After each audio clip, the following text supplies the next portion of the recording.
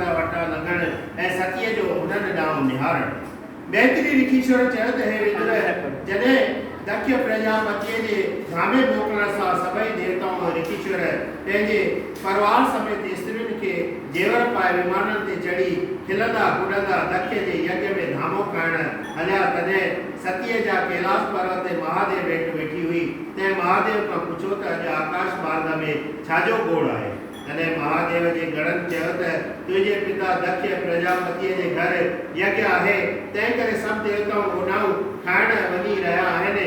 एतिरो ॿुधी सती उदास थी वीचार कयो त मुंहिंजे पिता पंहिंजे यज्ञ में ॿियनि धारियुनि खे धामो मोकिलियो, पर मूंखे ऐं मुंहिंजे स्वामी महादेव खे न घुरायो। असांजो निरादर कयो आहे, पर मता कम जे घणे हुअण सबबु हू भुलिजी विया हुजनि।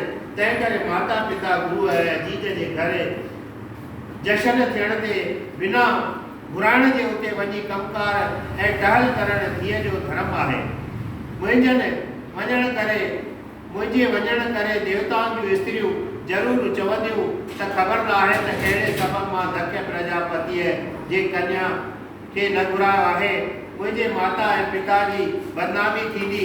इहो वीचार करे सती महादेव खे विनंती कई त हे स्वामी, मुंहिंजे पिता यज्ञ में सभु देवताउनि पंहिंजनि स्त्रियुनि समेत धामो खाइण वञनि था, सो जेकॾहिं मुंहिंजनि माइटनि ऐं माता पिता खे कम जे घणाईअ सबबा मुंहिंजे ऐं तव्हांजे घुराइण विसरी वियो हुजे त उन्हनि जे यज्ञ में बिना घुराइण जे वञण में का लज करणु न घुरिजे।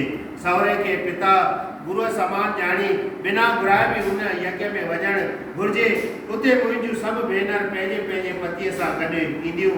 तंहिं करे तव्हां दया पाले मूंखे बि पाण सां वठी हलो। इहा ॻाल्हि ॿुधी महादेव प्रजापतिअ जे दुश्मनीअ जो सभु अहिवाल सतीअ खे करे ॿुधायो ऐं चयो त जेकॾहिं तुंहिंजी मर्ज़ी हुजे त असीं सवाइ घुराइण जे अॼु बि हलिया हलूं, पर मता हू असांखे ॾिसी आदुर्भाव न करे या हू फेराए या कठन वचन बोले त इहो चङो न थींदो। छो त तीर ऐं तरार जो फट मलम पटी लॻाइण सां छुटी पवंदो आहे, मगर ज़बान जो घाव कंहिं बि तरह छुटी नथो सघे। तंहिं करे मां तुंहिंजे पिता जे यज्ञ में न हलंदुसि। एतिरो ॿुधी सती विनंती कई त जेकॾहिं तव्हीं नथा हलो त मूंखे मोकिलाइजो त मां वञा, छो त धीअ खे पंहिंजे पिता जे घर वञण में सवाइ घुराइण जे को बि शर्म कोन्हे। एतिरो ॿुधी महादेव चयो त हे सती, तुंहिंजो पिता राज ऐं दौलत जे अभिमानी आहे, मता तुंहिंजी दुश्मनी सबबा तुंहिंजी बि बेइज़ती थिए त पोइ मूंखे बि क्रोध पैदा थींदो। तंहिं करे मुंहिंजी सम्झ में तुंहिंजो वञणु काराइतो न आहे।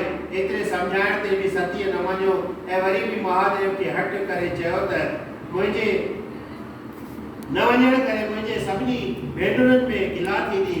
तंहिं करे आज्ञा ॾियो त मां जल्द हुते वञा। महादेव ईश्वर जी इच्छा परबल ॾिसी सतीअ खे चयो त प्यारी, तुंहिंजी मर्ज़ी कर्मनि जो फल सभु कंहिंखे भोगणो पवे थो। बोल सियावर रामचंद्र की।